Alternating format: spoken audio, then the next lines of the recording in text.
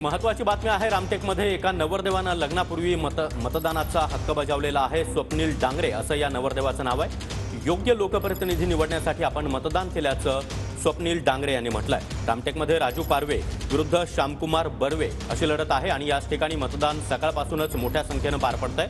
राजू पारवे यांनी देखील आपल्या मतदानाचा हक्क बजावलाय। मात्र ही दृश्य आपण पाहतो आहोत। एक नवरदेव बोहल्यावर चढण्यापूर्वी मतदानाचा हक्क बजावण्यासाठी मतदान केंद्रावर दाखल झालेला आहे आणि योग्य लोकप्रतिनिधी निवडून देण्यासाठी आपण मतदान केल्याचं त्यानं माध्यमांशी बोलताना म्हटलंय। स्वप्नील डांगरे असं या नवरदेवाचं नाव आहे।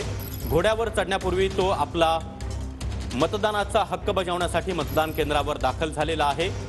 नवरदेवाचा हा उत्साह पाहता आम्ही नागरिकांना देखील आवाहन करतोय की घराबाहेर पडा आणि आपल्या मतदानाचा हक्क बजावा।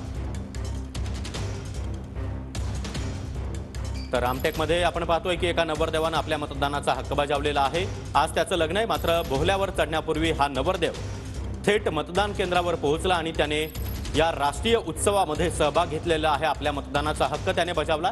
योग्य लोकप्रतिनिधी निवडून देण्यासाठी आपण मतदान केल्याचं या नवरदेवाने म्हटलंय। तर ही तीनही दृश्य आपण पाहतो आहोत। रामटेकमध्ये नवरदेवानं आपल्या मतदानाचा हक्क बजावलाय, तर नागपुरात ज्येष्ठ नागरिकांनी व्हीलचेअरवरून येत आपल्या मतदानाचा हक्क बजावलेला आहे।